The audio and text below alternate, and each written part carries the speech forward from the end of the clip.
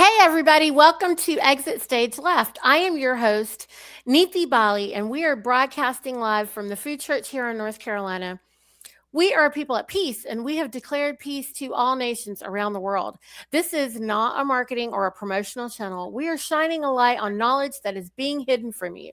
We are sharing the truth about your birthright and your inheritance. If you have any questions, please put them in all caps and only enter them once per show. Today, I am joined by Tammy Healy, the host of the American States Assembly's podcast and co-leader of the Outreach Think Tank. Welcome, Tammy. Hey, Neethi, it's great to be here and glad you could make it. I know you're experiencing some severe weather down there and, kind of the same weather up here, but very, very odd for North Carolina. So I know you were kind of struggling to get here because of the weather and, just God bless you for being here nonetheless. Thank you. I want to apologize to everybody for being so late, but what happened is that we aren't used to the level of snow that fell backed by like single digit temperatures overnight. So it froze everything, on all these rural roads back here. It's not like there's any plows running through. And, so it's left up to us, all the country folk to try to do something about it. And normally, when it snows like this, then if we wait a couple of days, it generally dies off. So we don't have a lot of equipment to really manage it because we normally don't need it. It's just kind of easier to just shut things down for a couple of days, have a few snow days, and keep moving. Well, my whole schedule is kind of going crazy with the farms, obviously, because we have single digits and there's a lot more trauma on the land in ways like it's so abnormal for us. Like there's still piglets being born here. For one example, there was one of the farm families that found a couple of frozen piglets outside because they fell into just a little shallow thing of water, but it's so cold outside, they got frozen. And so it's really abnormal things for us. That, people weren't really prepared. I don't know. Our farmers are pretty prepared, and I warned them. Anna warned us. We let everybody know. But there's still some things that we aren't really just very well equipped for. Right. There's some unforeseen things that, you wouldn't have thought of, like who would have thought that a little baby piglet would, get stuck somewhere and freeze, to death, literally. But in minutes. The thing about it is it's happening so fast. It would normally be something like, they go out, they do chores, they keep an eye out for this kind of thing. But it's too cold. We have not had single digits on North Carolina. And I know Anna said it was mild compared to what it was supposed to be. And I agree that it wasn't as traumatic as she had talked about. So I know that our 30 trillion, watts of, pure positive energy that we're putting out there. We want to thank everybody who helped to focus on those things because it really made a big difference. And Tammy, I hope you're feeling better too. I know you were you were under the weather last week. Yeah. We also just didn't even have a good internet signal last week. Yeah, I was feeling just really tired. I don't know if it's the weather that's getting to me, the fact that they're spraying up there constantly and hiding the sun. It's one thing to get cold weather because that's kind of normal for the Northeast. But it's another when we don't literally weeks on end, we're not seeing the sun. So I think that that's having a big effect. Even people around me that I talk to, they're just really tired, and so I think that was affecting me. And so, sinus things going on and just, normal things like that. But whenever I get like that, I always know that's my body's signal to just take a break and rest and recuperate. And so that's what I did. I'm sorry to have missed last week. I know, like we didn't do the podcast last week for a couple of different reasons, but that was mine. So, but anyway, we're here. And I think we've got some good topics to discuss today. I think the two topics that come to mind that I think would be of great conversation for our assemblies is one, getting into a professional etiquette. Because if we're supposed to be the lawful government on our state, we have to start embodying, what that means for us and how we're showing up in the world, everywhere we go, and then the other topic is, how to get off the sidelines, just showing up in your meetings and listening and actually participating and being proactive on your assembly. What does that look like? So we're going to kind of do a little bit deeper dives into these two topics, and hopefully that can help some people and some members, especially the newer members that are coming into our assemblies.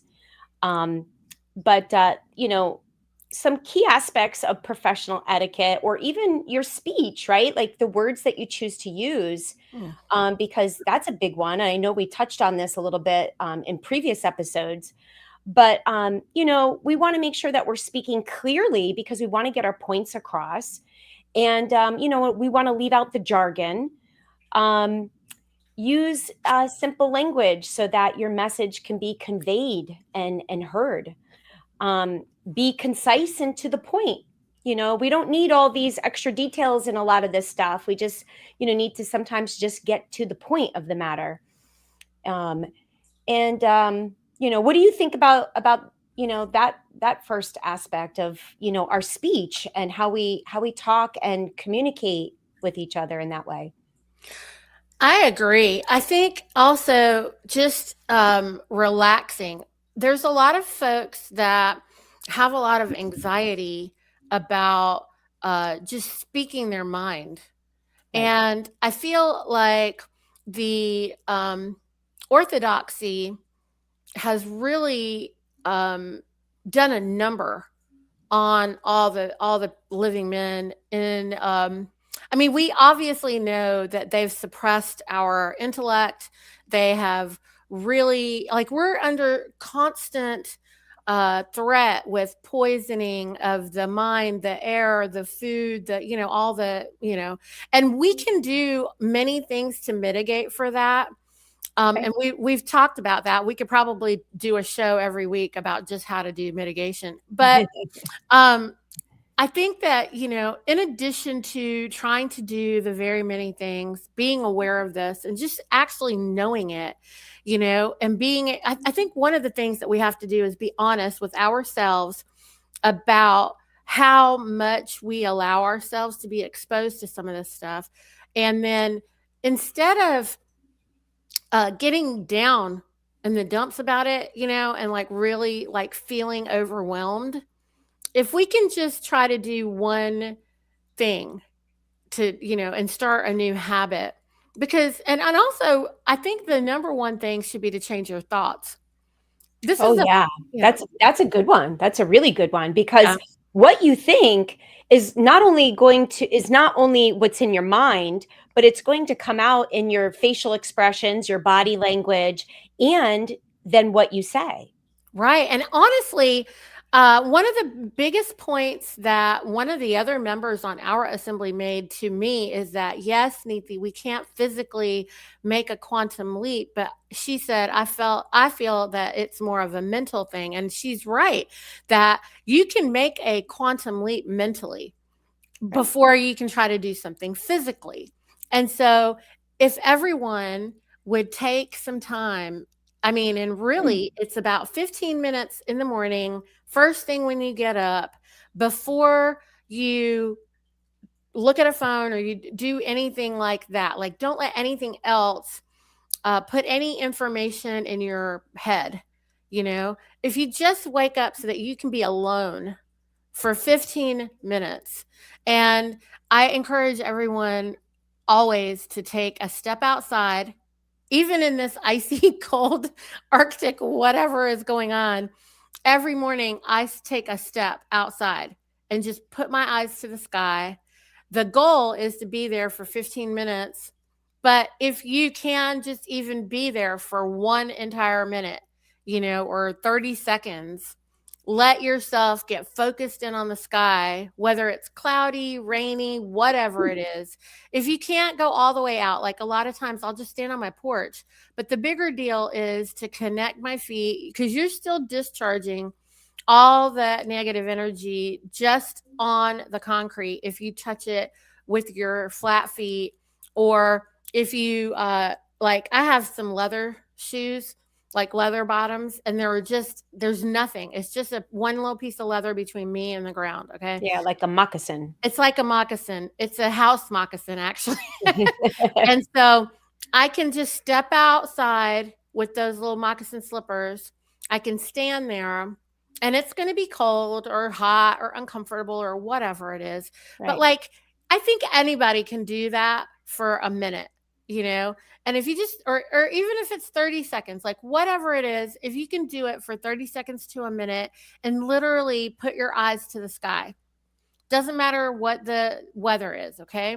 If you do that, I promise it's even better when you go touch the grass. If you can actually get onto the grass like that, or the soil, like all the way, but the concrete will still allow you to have a lot of that energy release. And also, you might not realize this, but you can do it in the tub, in the shower, because your plumbing is grounded. Okay. A lot of people don't know that. That's the other reason why sitting in a salt bath in the tub will ground you equally to being naked outside on the grass. Okay. Yeah. And I think water holds energy. Oh, it absolutely does. I mean, if you're in a bathroom and you can actually crack your window and let natural light in, even if it's 5 degrees outside, like just to get because the light will work to get in, even with a little bitty crack. Okay. But if you do that, then that is the frequency of your circadian rhythm from the sky to the ground. And when you allow that to come in and flow to you and through you, then it literally resets you and helps you get focused with your creator, like in a flash. I mean, honestly, 10 seconds can do it, but 30 seconds, 15 minutes is, imagine the download that you get, Now, what about when you're, using professional etiquette in your meetings, let's just say, what do you think about tone? Like body language and your tone of your voice. How do you think that can come across to people that we're speaking with? I feel like most people that are having a problem with this kind of thing, like I know that, all our assemblies have been through something, right? We've all experienced, what it is the assault of the aggravation. Not aggravation, these are the wrong words, but like there are aggressors though. There are people that will have, I mean, we've all experienced this on the various assemblies. Okay. And if you don't have that, then, can we all just come to the meeting and just do a little relaxation, a little woo-saw before we come into the meeting, and just know that we're here to do the great work. And I feel like if everybody can come in with the attitude of, hey, we just want to do the great work, like, I don't know, Tammy, I know that you and your husband live kind of out in the country for New Jersey. It's not like you're in the city. And we do a lot of things. I do a lot of projects with everybody on the farms. So we have, I'm going to call it a barn raising, but it's not always a barn raising. It might be that we're putting together a bunch of chicken tractors or we're doing something else. But whatever it is, when we need projects to be done, then everybody comes together. And we don't maybe even really like everybody who's there. And what I mean by that is, like, we're not interested in hanging out with them. We're not really trying to like be best friends with them, or, like we probably aren't going to be calling them like otherwise, but we're there putting ourselves together with our hearts and our hands to do something, get it done, and leave. Like, that's it. You're there for a common goal. And that's what we have to recognize in our assemblies, is that we're here to get a government standing.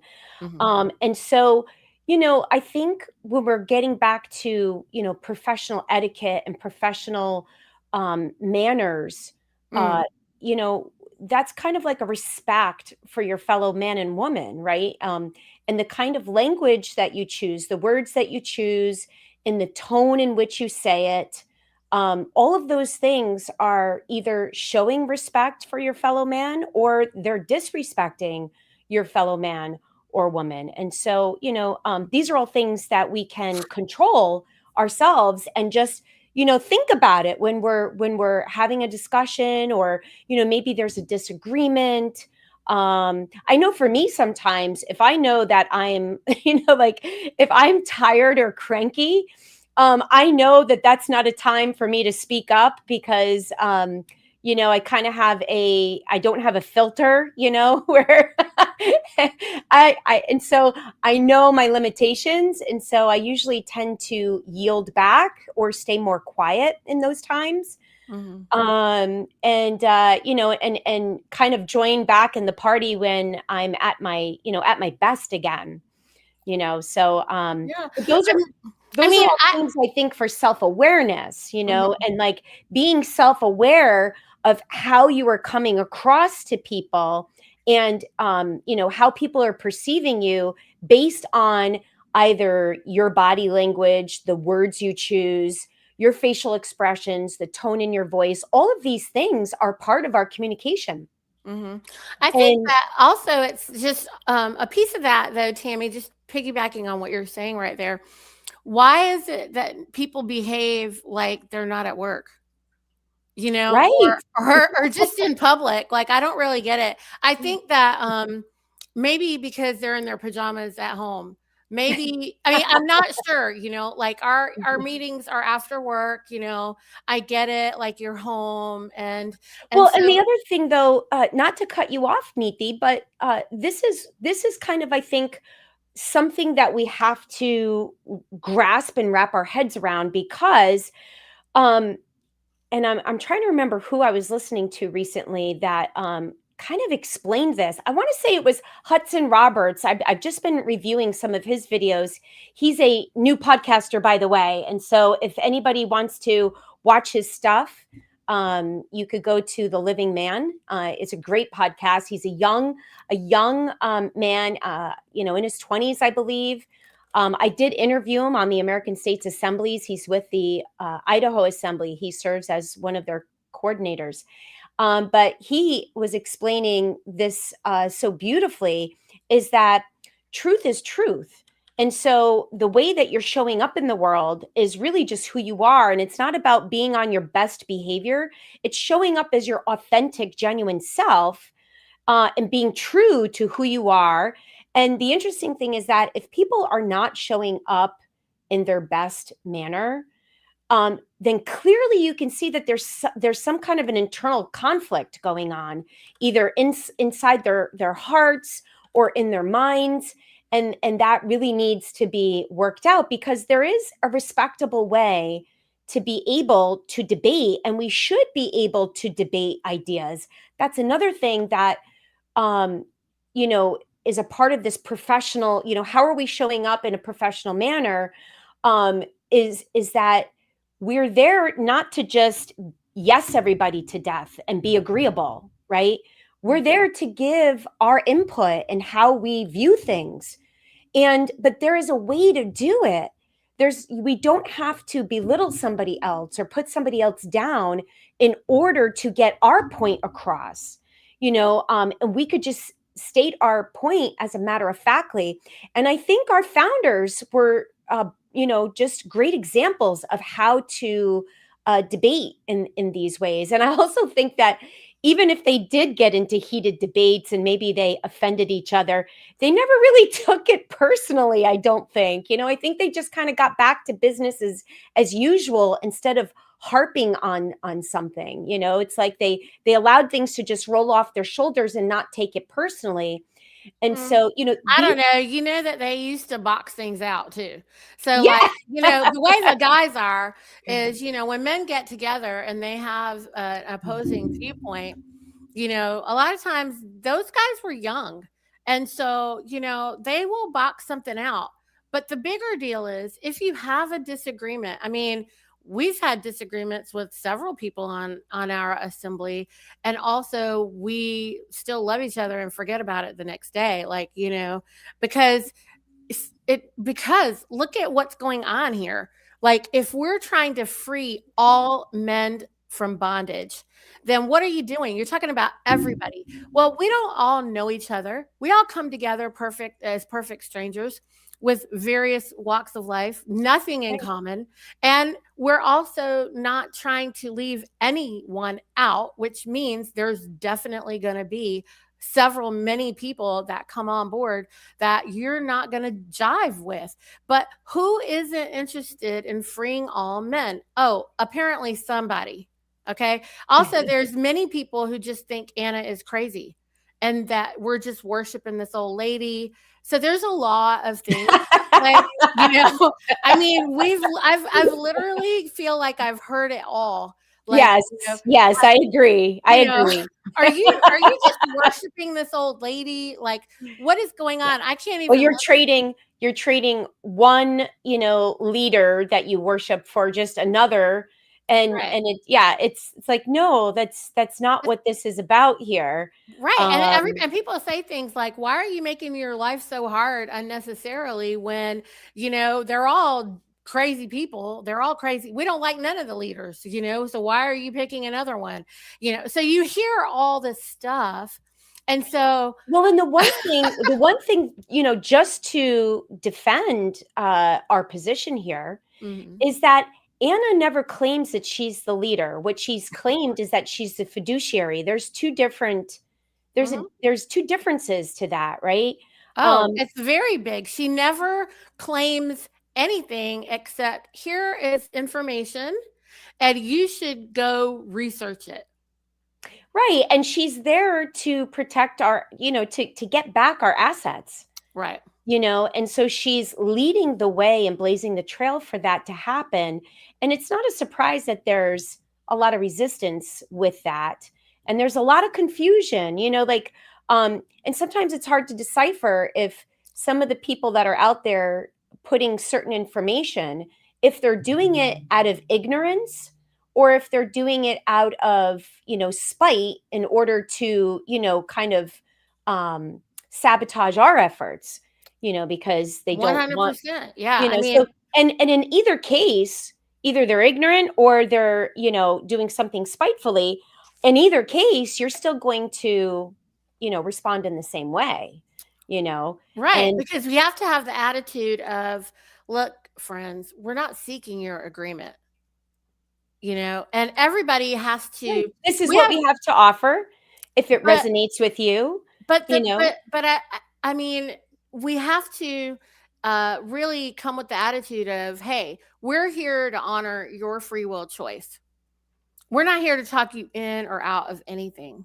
Right. That's exactly right. If you don't want to do something or you don't agree, that's fine. Also, can you please go this direction? Because I'm going this way, and that's really the big deal. It's when someone comes in and stands there like, a water buffalo on the path and won't move off the path. And you're like, okay, guy. Okay, Mr. Water Buffalo, I got to get past this. Like, we got to go. You're on our path. Yeah. And then you just standing there waiting for him to get off the path. And I feel like we've all faced that water buffalo on the path. Yeah. I mean, there's definitely some very stubborn people, that are, purposefully putting up roadblocks. And it's just a matter of, do you remember seeing the movie The Matrix with Neo? And when, what's the dude in the black suit? I forget his name. The one that calls him Mr. Anderson. He's a part of the system. Anyway, when he's punching at him, right? Neo just looks at that punch and just kind of dodges it, right? And in real time, he's going really fast, right? But in that slow-mo, he's just kind of looking at it. Like, it's kind of like you could see what it is and that it's dangerous and you just avoided it, right? And that's kind of like what these roadblocks are. They're meant to distract us from our purpose. and we could just see it for what it is, and then just boop, avoid it. You just, kind of block it and move out of the way and keep on going. But, getting back, I don't want to get too far fetched, off of the topic, but, kind of getting back to, professional etiquette and, showing up as the lawful government and embodying that, and how we, not just how we are even speaking to just our assembly members, but also what we're saying when we're talking to the public, right? Because this is a big deal. If you're not speaking in a way that is coming across as you are in a position of power, right? Because as a sovereign, you are the power of the people. And so if you're not showing up in that way, and acting like you're the one in charge, then, I don't know how people are going to take you seriously, like that's the other thing, is that, Well, look, you're the one who has that power or what have you, but you also have to have grace. And we also have to view the whole situation, like with compassion. You have to view it for knowing that, hey, these guys don't really know what's going on. Okay. Oh, yeah. That's not what I'm talking about. I'm talking about embodying, like, for instance, we just had our county tour, it was last month. And, when I was meeting the public, I was shaking their hand and saying, "Hi, I'm Tammy Healy. I'm the chairman for the New Jersey Assembly." Mm-hmm. I mean, these are the things, and everybody else, "Hi, I'm so-and-so, and I'm the marshal at arms," or, like, you're shaking hands with the public and letting them know I'm here, getting this government standing. It's not just our job to educate them on the fraud and to rescue them, but now we're actually building a government. Right. And so that is what I feel like is the next step in this process that we've begun. And I'm going to say what Anna's begun, right? Because this process started in 1998, and our assemblies were called back into session in 2021. And so this growth process that, this journey that we're on is, and it's so beautiful to be able to be a part of it, number one, and also to watch it blossom into what it's growing into. Mm-hmm. But we need to get to that stage, talking about taking a quantum leap, right? Mm-hmm. We need to jump to that next level of embodying what that means to be the government, being responsible. And I loved, when I interviewed Terra Canada recently, and the lady that serves, her name is Cheryl Millett, and she serves on the International Business Assembly. She's the chairman for that. And so I was asking her, what are some of your projects that you're working on? And she said, we're actually reviewing and looking over all the different services that our service providers are providing. And that is part of the process, right? So she's starting to embody that, oh, I'm actually responsible for all these different services that our service providers are providing. So if our assembly feels like we don't want these services anymore, then we get to tell our service providers, we no longer want this service, right? Right. So it's embodying a different mindset of who we are, what we're here to do, and what that looks like. And and getting back to our assemblies and how we're showing up in our meetings, right? A great deal of this is active listening. Being able to listen to your fellow assembly members. And it doesn't help, if somebody is the moderator for the meeting and they're running the meeting and they're reviewing things and they're like, what do you think about that? And everybody stays quiet, and I think it's because, they're not used to having to think about these things and then forming an opinion and giving feedback and then actually getting involved in the work, right? And so that's another quantum leap that we need to take to get our people into the action mode. And that's kind of getting segueing into the next topic is how do But we get. before you do that, Yeah. like, may I? I Oh just yeah. wanted to add that. I mean, this is why Anna keeps asking, "What do you want?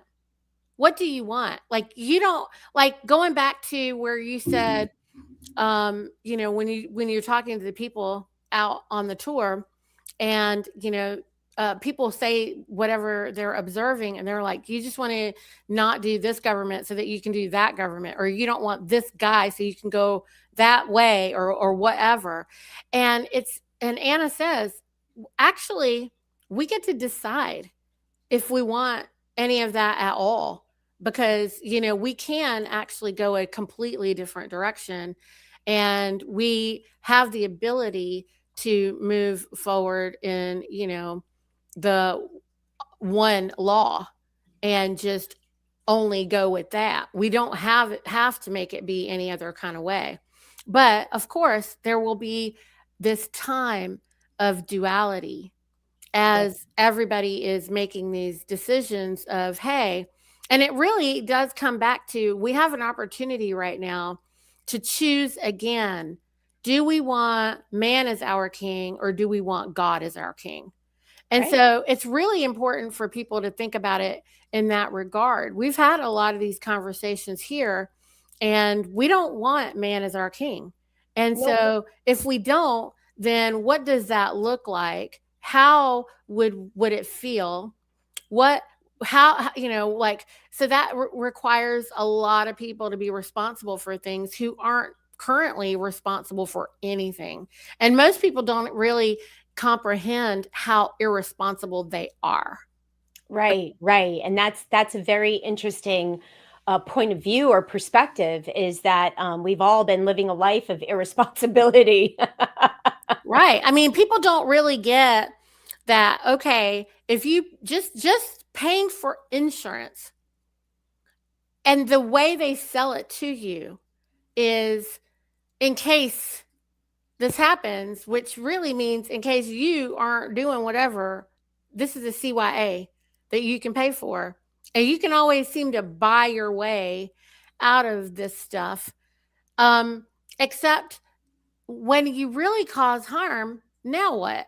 Reasons why, like land jurisdiction, they didn't really want to talk about, if you drink and drive and it results in a death, that's a big deal in our Oh yeah. jurisdiction. Yeah. But it hasn't been a big deal, because you could always just buy your way out, pay for it with your own life in prison, like something.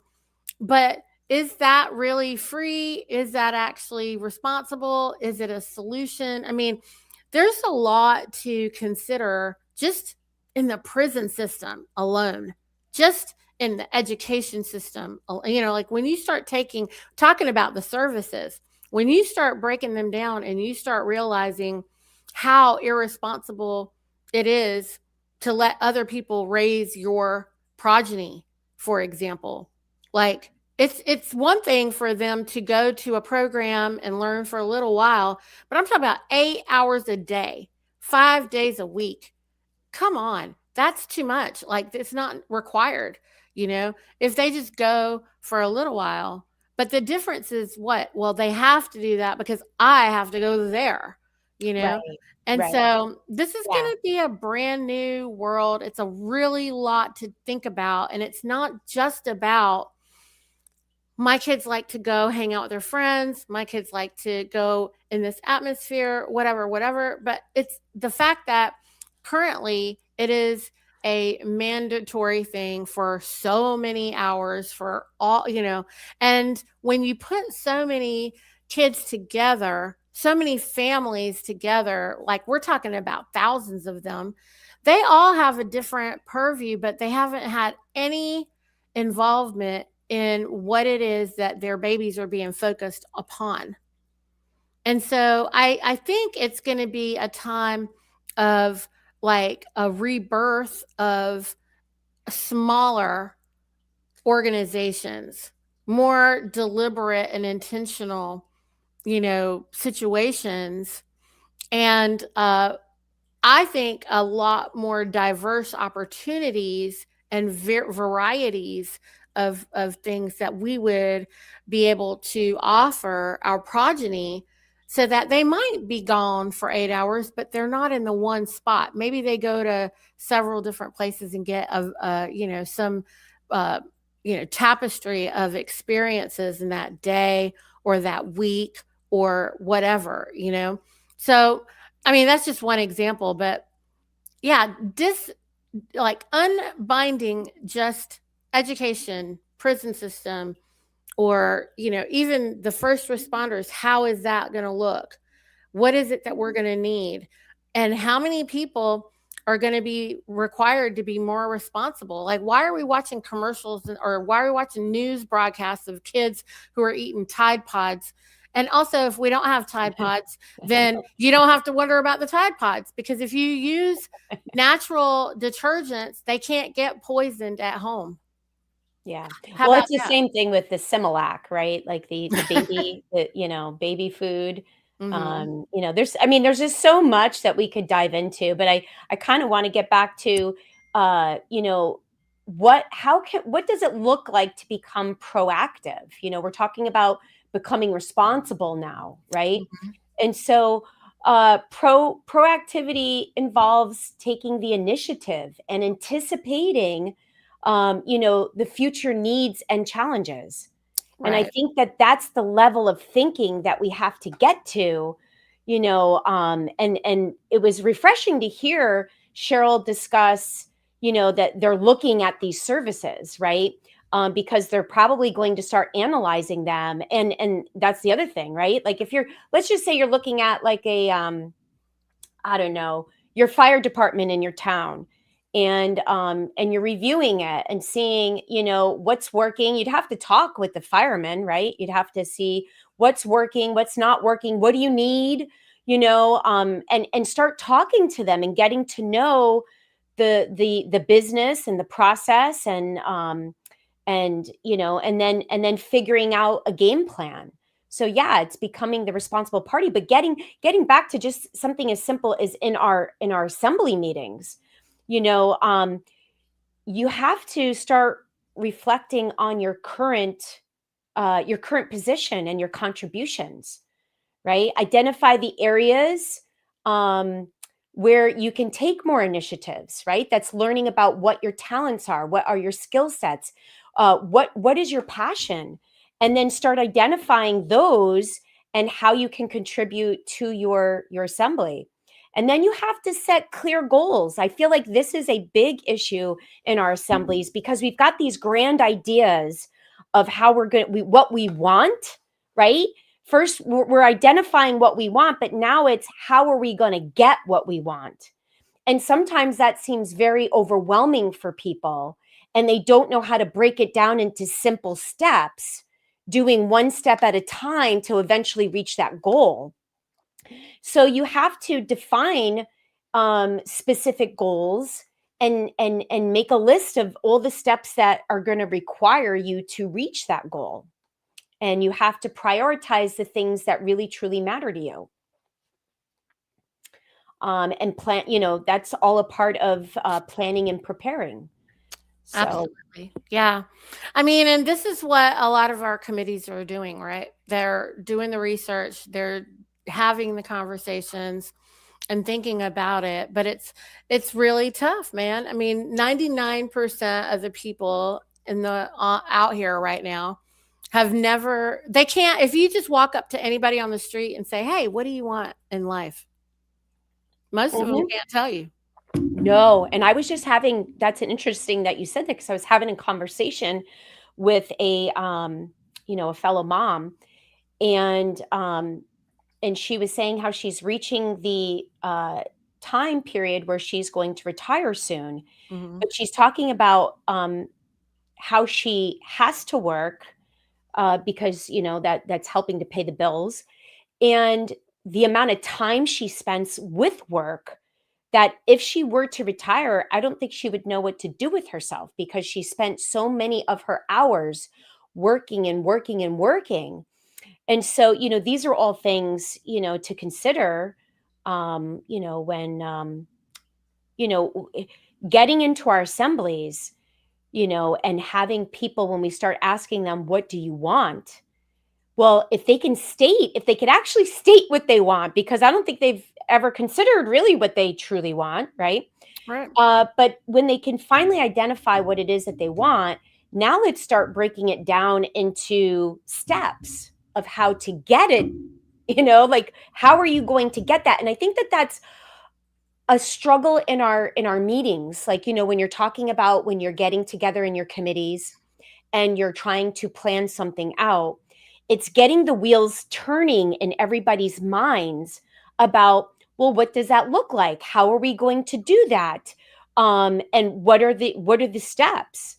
Well, I mean, how do you expect them to be able to really do that, Tammy? Since they were 2 years old or less than 2 years old, they were being kept by somebody, and then they went to school, and then they were told what to do. They were told what time they were going to walk, what time they were going to get up, what time they were going to sit down, what time they were going to go to the bathroom, what time they were going to eat, what time they were going to get to rest. And now you got families where the parents have their kids like booked out throughout the day, so the baby has no time to get bored. No downtime. Ever. Yeah. Never. Like, never have a moment to just get bored. I remember when we we had our kids in a small micro school, so it was already like not really like full-time school anyway. But Yep. then after 5th grade, they were done. So I remember the first 3 years for both of them, it was kind of like they were just with me at work, and it was just like kind of boring and like whatever. And I just left it alone.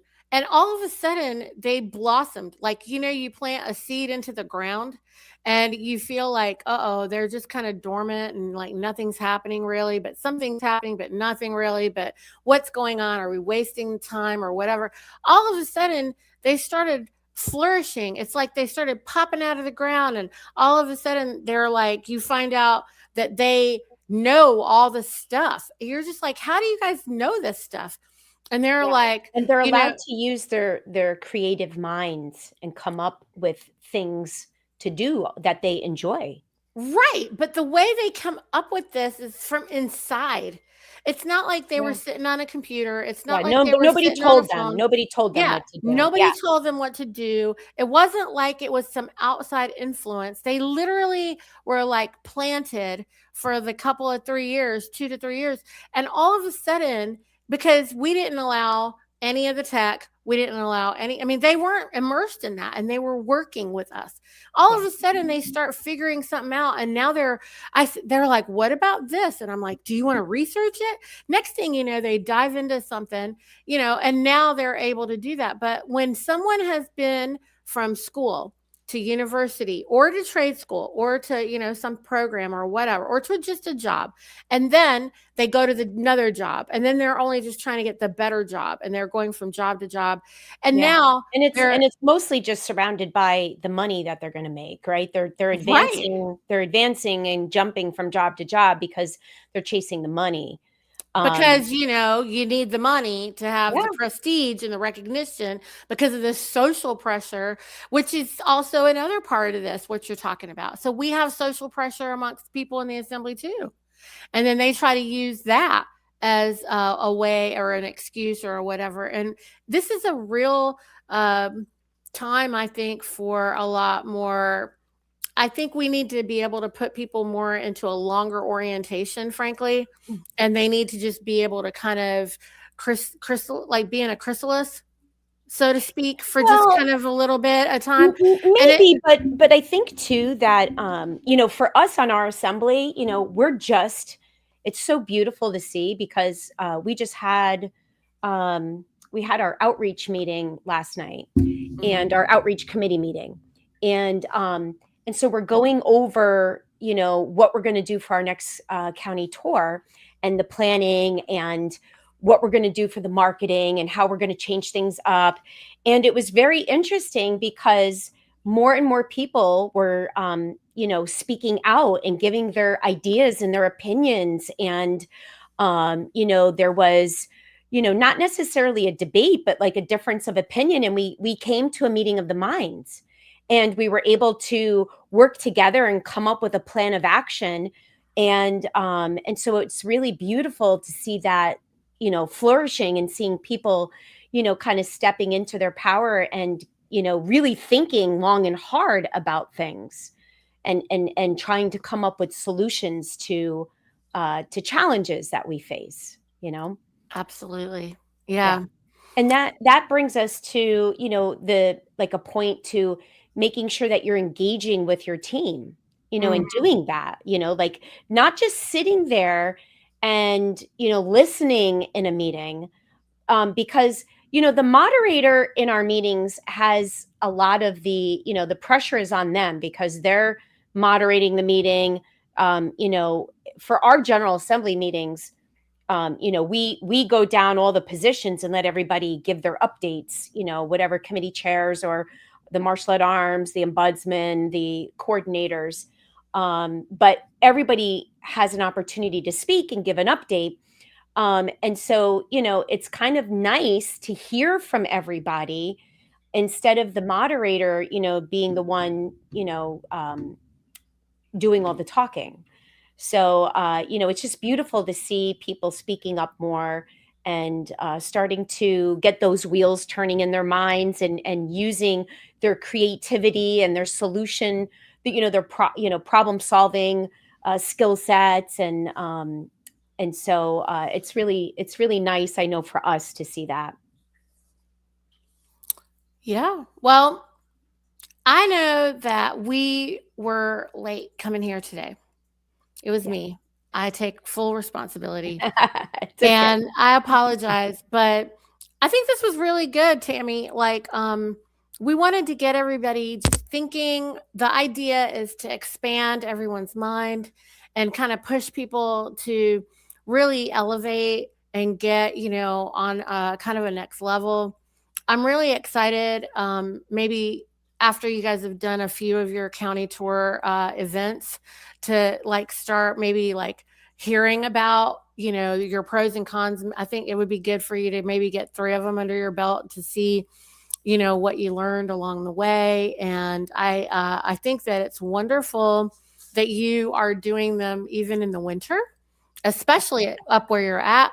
And I think that it would be really cool for the rest of us all to observe and take notes from you and learn about that. And I think I don't know. I think that this was good in that way. I don't know. I feel like Well, we are going to we have the next International Outreach Think Tank meeting on February 11th, mhm. and we will be reviewing, you know, our county tour, and what our findings were. So all the things that you just said, we're going to be reviewing that. And that Luis Anthony puts those recordings to those meetings up on the Peacekeeping Task Force YouTube channel. So that's where Oh, people great. can find the playbacks for those. I send them out to the invite list, the playback, but she uploads it to YouTube so that everybody can see it. So, but we will be reviewing that this coming Maybe meeting. you can get me a link for that, and also the Hudson Roberts. Yeah, I can, If, get that over to you. yeah, then I can put it in the show notes here. And I think that would be really great for anyone who's interested in checking those out. Yeah, because I think it's so important for us to support each other's work. There's a lot of us now doing podcasts and education pieces. And I found when I was reviewing Hudson Roberts, he actually does this education piece, and he's giving a live outreach presentation. It's like education, it looks like in his home, and he has this huge whiteboard.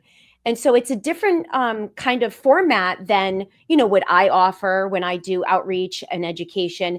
And it's different than what Michelle Ford has done, or Lisa Schaefer, or you, or whoever else, right? That's doing these different podcasts. And so I Mhm. think that all these different varieties of presentations is Mhm. great, because people hear it differently from somebody else that's presenting it differently and may grasp it, differently, from hearing it in different ways. So I really love that. And, I think he's doing a great job. So yeah, I will get you it for anybody that's watching.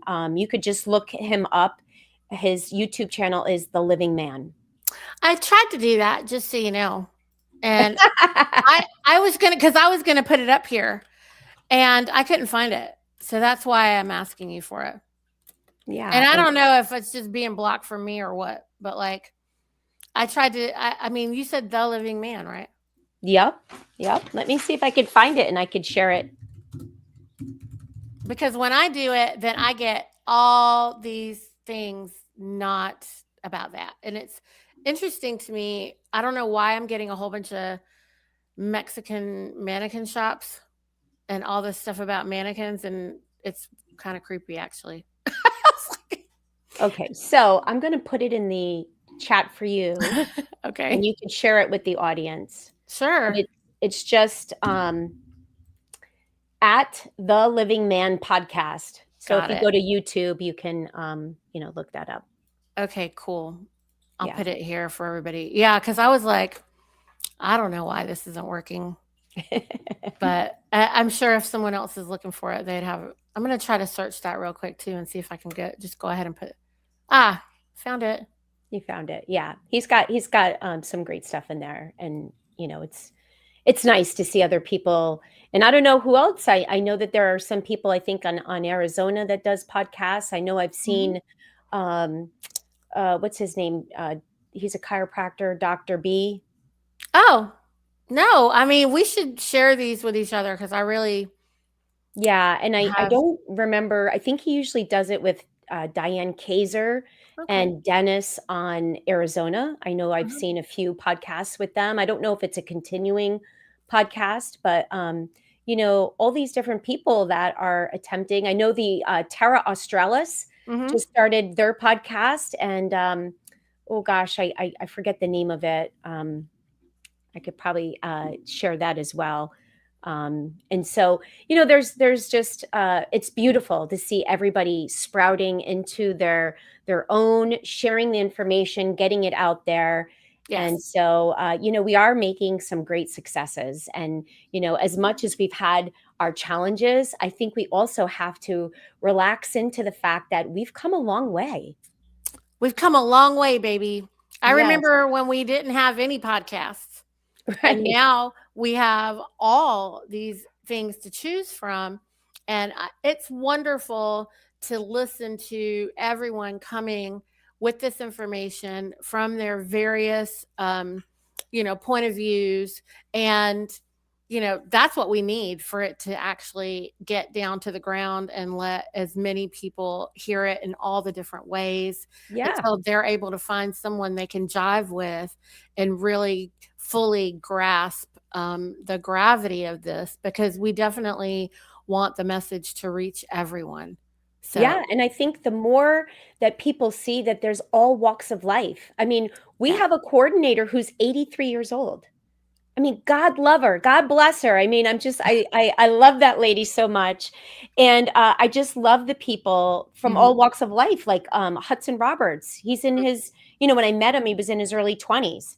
Nice. And so, you've got both young and old coming into our assemblies from all walks of life. We've got, retired military people, retired chief of polices. We've got farmers, we've got healers, we've got all kinds of people, that are, finally, just stepping into their power. And it's just really just beautiful to see. It's really beautiful. It really is, y'all. I'm so excited, and I'm really glad that we're able to come together and bring some of them to you. And let's keep it going, Tammy. I think that's absolutely. We're on fire now. So, and I just support. I support we have a Telegram page for the outreach, and I put it out there to everybody. Hey, if you guys know of other people that are doing podcasts, share it with us so we can share it far and wide and get the word out. And I know that also I don't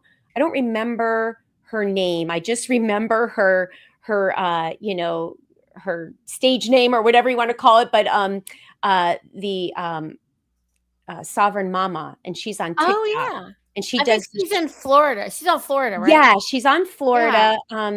I don't know why her name is escaping me now, but her short videos are beautiful too, Yes. and I share those far and wide. And Yeah. it's just we've got to support each other's work and share it. You know, I know on the New Jersey Assembly YouTube channel, I have a playlist, so I have all of your stuff, the United States of America podcast. I have that playlist. I have America's Some Assembly Required. I got that playlist, and so anybody that is doing regular, you know, the Peacekeeping Task Mhm. Force. I know Louise is doing her, her Resurgence Pulse reports videos, and those are excellent. So, you know, there's just so much people are contributing, and it's really, it's great.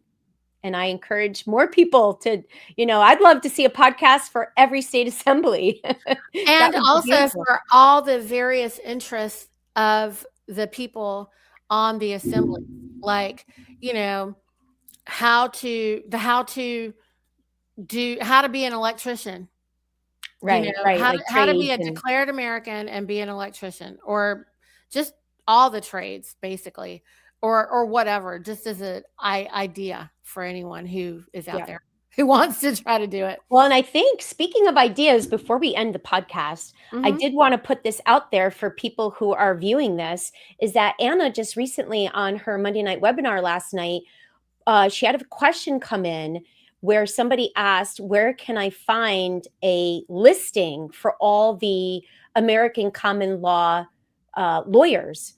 And Right. she put it out there and said, well, that would be a great project for somebody to do. And so, you know, I'm hoping that somebody puts that together. That would be beautiful. I think that would be helpful too. And so I'm And she glad wants she them to consider teaching it, teaching it. or providing a way for it to be taught. And I know a lot of people that want to learn it. Oh So, yeah. Oh like yeah. a lot of Absolutely. people. And I think that it would be probably more of a basic main staple, like how people look at home ec. Right. That's how big of a deal it would Oh be yeah. for I mean, education. common law, I think is going to be even a subject matter that our kids should be learning from very young age. Day one. I mean, they Yeah. need to be learning that from 5 and 6 years old, Yes. and it needs to be a basic subject the way you have reading, writing, and arithmetic. You gotta have common Exactly. law. Yep. So, And etymology. I mean, just the language, and also saving these languages. Nobody should be supporting the fact of saying, "Oh, Latin is dead, Sanskrit is dead, so we're not gonna learn those languages."